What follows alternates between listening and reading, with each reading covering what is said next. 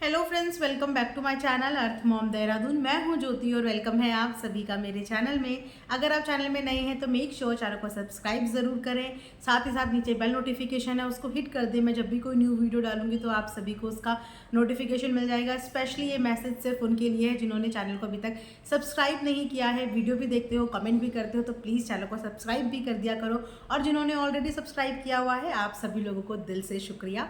तो चलिए आज का रिएक्शन वीडियो शुरू करते हैं। इससे पहले आई थिंक मैंने लास्ट नाइट या लास्ट टू लास्ट नाइट मैंने सपना के लिए एक वीडियो बनाया था, जिस वीडियो में मुझे बेसिकली इंतज़ार था एक ऐसी लेडी का जो अभी से आई थिंक 15-20 दिन पहले मुझे कमेंट करने आई थी और लगातार वो काफ़ी बार मुझे कमेंट कर रही थी। लेकिन जब मैंने स्पेशली उनको रखते हुए वीडियो बनाया तो उनका उस वीडियो पे कोई भी कमेंट नहीं आया। वैसे बहुत कम होता है मैं किसी को अपनी वीडियो में किसी कमेंट को या किसी चीज़ को हाईलाइट करती हूँ, बट इस कमेंट को हाईलाइट करना इसीलिए ज़रूरी था क्योंकि ये कमेंट था सपना से रिलेटेड, सपना की पर्सनल चीज़ों से रिलेटेड, जो चीज़ें ऑन कैमरा नहीं आई थी लेकिन मुझे पता चली थी इन महिला के माध्यम से, क्योंकि इन्होंने ये दावा किया था कि ये सपना के साथ जयपुर में मिली हैं। और तो और इन्होंने ये भी दावा किया था कि ये सपना के साथ वाले रूम में ही रुकी थी। और तो और इन्होंने ये भी दावा करके बता दिया था कि सपना ने कार ली है। चलिए, ये सब बातें तो नॉर्मल हो रही थी जब वो सिर्फ एक इन्फॉर्मेशन पास ऑन कर रही थी। लेकिन अभी इन्होंने 4-5 दिन पहले की मेरी वीडियो में जो कमेंट किया, वो कमेंट मैं यहाँ पे लगा दूंगी और दोबारा से मैं ये कमेंट आप सबके लिए पढ़ रही हूँ। ये कमेंट पढ़ने का मेरा मेन रीज़न ये है कि आप लोगों से बाद में डिस्कस करेंगे, पहले हम लोग कमेंट पढ़ लेते हैं। यहाँ पे मैं कमेंट भी लगा देती हूँ। मैडम जी, तुम्हें कुछ भी लगे, सपना हमारे पास रही है। सपना खुद भी यही चाहिए होगी कि हम घर से बाहर चले जाएं, ताकि हमारी ज़िंदगी अच्छे से चल सकती है। मैंने बोला था कि सपना ने स्कॉर्पियो ले ली है, लेकिन तुमने बोला कि नहीं ली है। मैं झूठ नहीं बोलता हूँ, मैं जब देखा वही बोला। मैंने सपना से पूछा था कि सपना स्कॉर्पियो तूने ली है क्या? उसने बोला हाँ। इतनी घमंडी है वह कि हमारे यहाँ हमें ब्लॉक में लेने के बाद भी उसने नहीं डाला। हमें उससे क्या लेना देना, हम तो देखते थे उसको क्योंकि राजवीर भाई और सूरज भाई उनके परिवार अच्छा लगता था, इसीलिए, क्योंकि एक अच्छी सी वीडियो आई थी, इसीलिए बहुत कम कर दिए थे। ऐसे घमंडी इंसान को वैसे भी देखना पसंद कम करते हैं मैडम। हम जो देखते हैं वही बोलते हैं। इंसान को पहचान करने की कैपेसिटी है हमारे अंदर। हम इंसानों पहचान करना आता है, हमें एक नज़र में पहचान लेती हूँ भैया इंसान कैसा है। ठीक है ना मैडम? स्कॉर्पियो कब ली? 1.5 महीने बाद, पुनः 2 महीने में बता रही है, पौने 2 महीने में बता रही है मैं गाड़ी खरीद ली। झूठी सपना, झूठे बोल दिया। आपने देखा होगा इनका, और आप लोगों को इनका कमेंट पढ़ के समझ में आ गया होगा इनका फ्रस्ट्रेशन, क्योंकि इससे पहले इनके बोल कभी ऐसे रहे ही नहीं है। अब इनको ये बात 1.5 महीने पहले ही पता थी कि सपना ने स्कॉर्पियो ली है, जो कि इन्होंने मुझे बताई भी। इनके वो कमेंट भी पढ़े होंगे मेरी किसी वीडियो में जहाँ पे इन्होंने बता दिया था। लेकिन वहाँ तक इन्होंने ये बात नहीं बताई थी कि सपना घमंडी है। ये चीज़ें इन्होंने जिक्र नहीं करा था, कुछ नहीं बोला था, नॉर्मल बोला था कि सपना ने स्कॉर्पियो ले ली। उस समय पे ये बहुत एक्साइटेड थे। लेकिन जैसे ही गाड़ी वाला व्लॉग सपना ने डाल लिया तो शी वॉज मे बी, पता नहीं है ही है कि शी है, क्योंकि कहीं पे ये करता हूँ बोल रही है, कहीं पे ये जाती हूँ बोल रही है, तो मुझे समझ में नहीं आ रहा कि ये ही है और शी है। शी वॉज एक्सपेक्टिंग और ही वॉज एक्सपेक्टिंग कि सपना जब व्लॉग लाइव करेंगी तो डेफिनेटली इनका देखने को मिलेगा, जो कि नहीं देखने को मिला। तो ये जो हो गए डिसअपॉइंट हो गए। इन्होंने सपना को 1 मिनट में, 5 मिनट में पहचान लिया और ये परख कर ली कि सपना जो है घमंडी है। अगर सपना घमंडी होती और अगर सपना झूठी होती ना, तो शायद सपना आपको भी ये बात नहीं बताती कि हाँ मैंने स्कॉर्पियो ले ली है। वो आपको कुछ भी बोल देती कि नहीं ये मेरी नहीं है, नहीं है किसी और की है। उसने आपको क्यों सच बताया? उसने आपको सच तभी तो बताया होगा क्योंकि वो सच्ची थी। और उसको ये तो नहीं पता होगा ना कि आप सोशल मीडिया पे आओगे, कमेंट्स करने लग जाओगे। 1.5 महीने पहले जो बात उसने पौने 2 महीने बाद बताई है, आपको 1.5 महीने पहले आके बता दोगे। उसने तो ये नहीं सोचा होगा। लेकिन अब इन्होंने तो ये दावा किया है, लेकिन एग्जैक्टली सोशल मीडिया पे इनके जैसे बहुत सारे मैसेज आते हैं जो आए दिन बोलते हैं कि हम इधर वाले पड़ोसी हैं, हम उधर वाले पड़ोसी हैं, हम ये जानकार हैं, हम ये जानकार हैं। तो हम आने वाली हर किसी कॉमेंट पे या हर किसी इंसान पे बिलीव नहीं कर सकते, है ना? आपने इनका कमेंट पढ़ा होगा।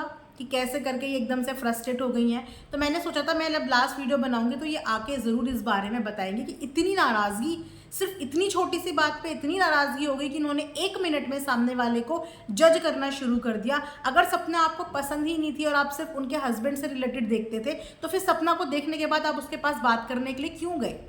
जब आपको वो पसंद नहीं थी, वो इतनी घमंडी थी, तो आप उसके पास बात करने के लिए क्यों गए? उससे बात क्यों करी? एक तो आप उससे बात करके आए, ऊपर से आके आप उसको घमंडी बोल रहे हो। सिर्फ कुछ मिनटों में आपने उसको जज भी कर लिया, क्योंकि आपके अंदर कैपेसिटी है सामने वाले को जज करने की। वाह! एक इंसान ने तो आपके बारे में कुछ नहीं बोला, लेकिन आपने आके उसके बारे में इतना कुछ बोलना शुरू कर दिया। इसके बाद आगे की बात हम लोग करते हैं। सपना ने फाइनली ग्वालियर से शिफ्ट कर लिया है। शिफ्ट करके सपना कहाँ गई है, ये भी बहुत सारी वीडियो सोशल मीडिया पे आ रही हैं कि सपना मथुरा में रहने के लिए चली गई है। अब मथुरा का नाम आते ही ना सबके एंटेनर फिर से खड़े हो गए हैं, क्योंकि मथुरा एक वो जगह थी जहाँ पे सपना ने अपना ड्रीम हाउस ड्रीम किया था। अपना नहीं, अपनी पूरी फैमिली का एक ड्रीम हाउस ड्रीम किया था, जिसमें सपना ने अपनी बहुत सारी जमा पूंजी भी लगाई थी, ये सोच के कि बच्चों की फर्दर एजुकेशन के लिए हम लोग मथुरा शिफ्ट होंगे और मथुरा में एक अच्छा खासा बड़ा सा घर बनाएंगे, वहाँ पे सेटल हो जाएंगे।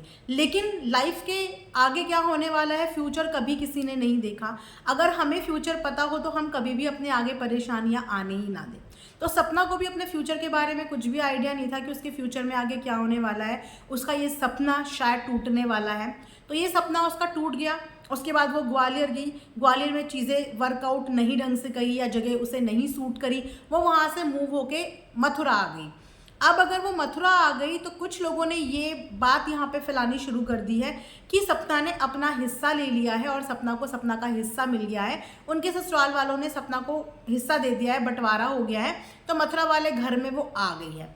लेकिन अगर आप लोगों ने व्लॉग ढंग से फॉलो किए हैं तो आपको पता होगा कि मथुरा वाला घर अभी अंडर कंस्ट्रक्शन है।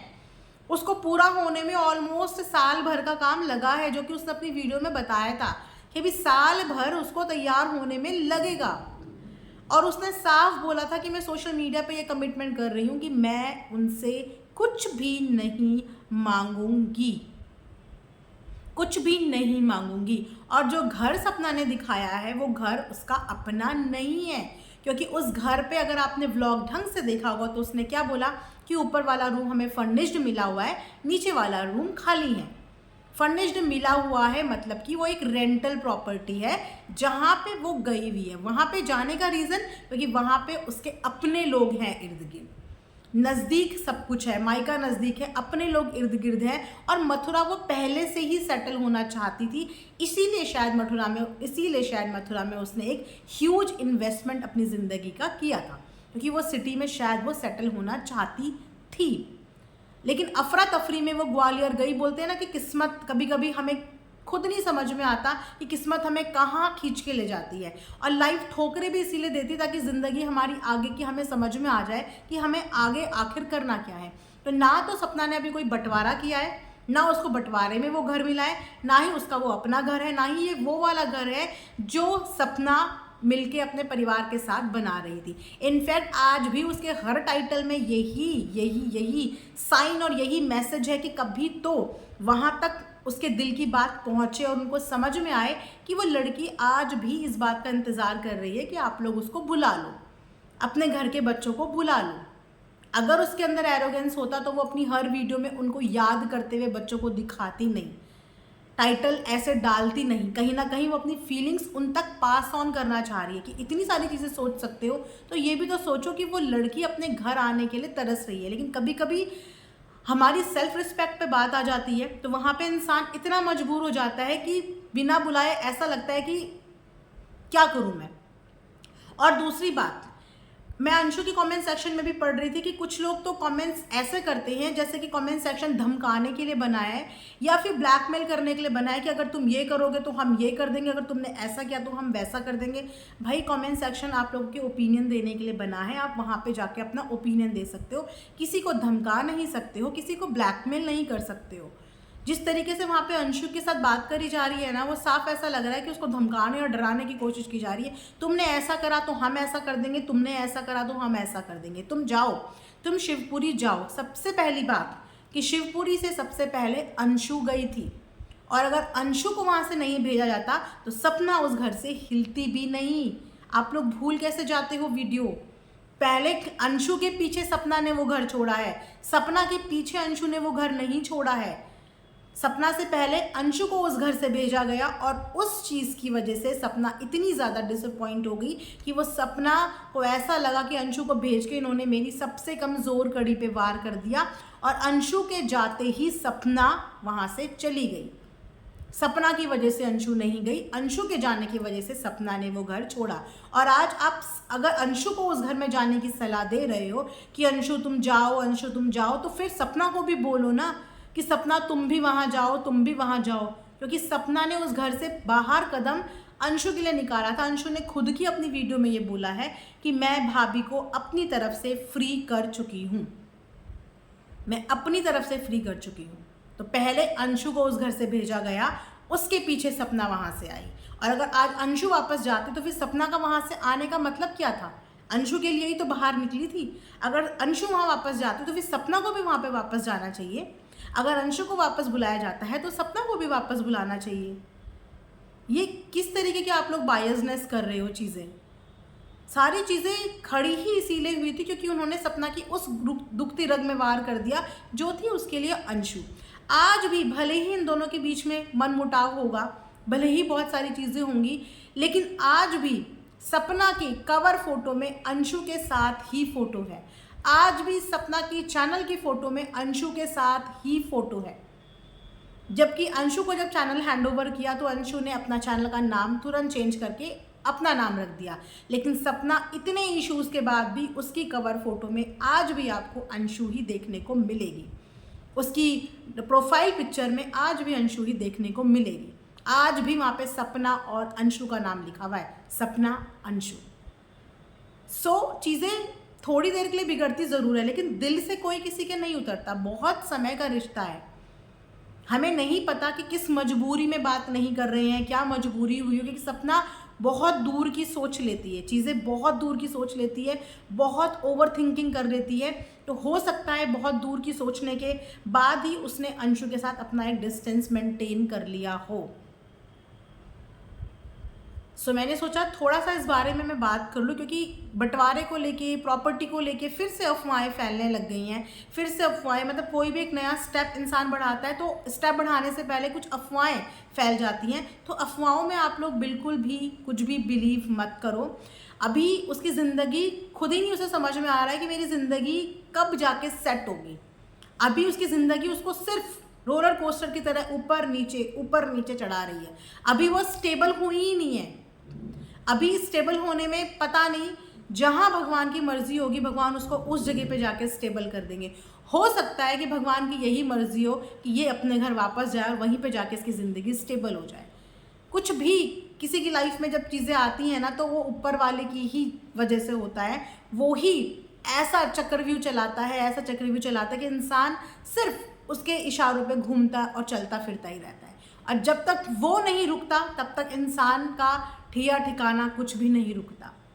तो वो अपने हिसाब से हर वो कोशिश कर रही है कि वो अच्छे से पॉजिटिव रहे, पॉजिटिव चीज़ें करे। जो घर उसने अभी लिया है उस घर में नीचे के पोर्शन में उसने अपना ऑनलाइन जो उसका मार्केटिंग का काम है, बिजनेस जो शुरू करा है, वो नीचे सेट करा है, ऊपर अपना घर सेट करा है।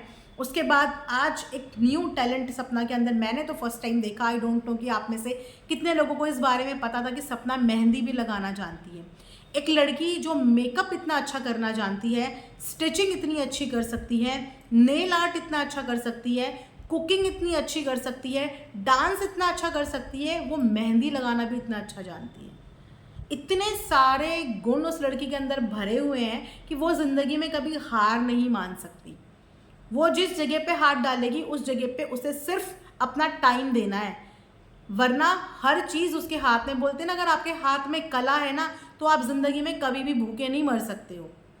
और उसके हाथ में इतनी सारी कलाएं हैं, तो वो उस चीज़ से मेहनत करके खाना जानती है और आज भी मेहनत कर रही है। अब अपनी मेहनत से वो कार ले, घोड़ा ले, बंगला ले, गाड़ी ले। मुझे समझ में नहीं आता कि इतना जज करने की क्या ज़रूरत है।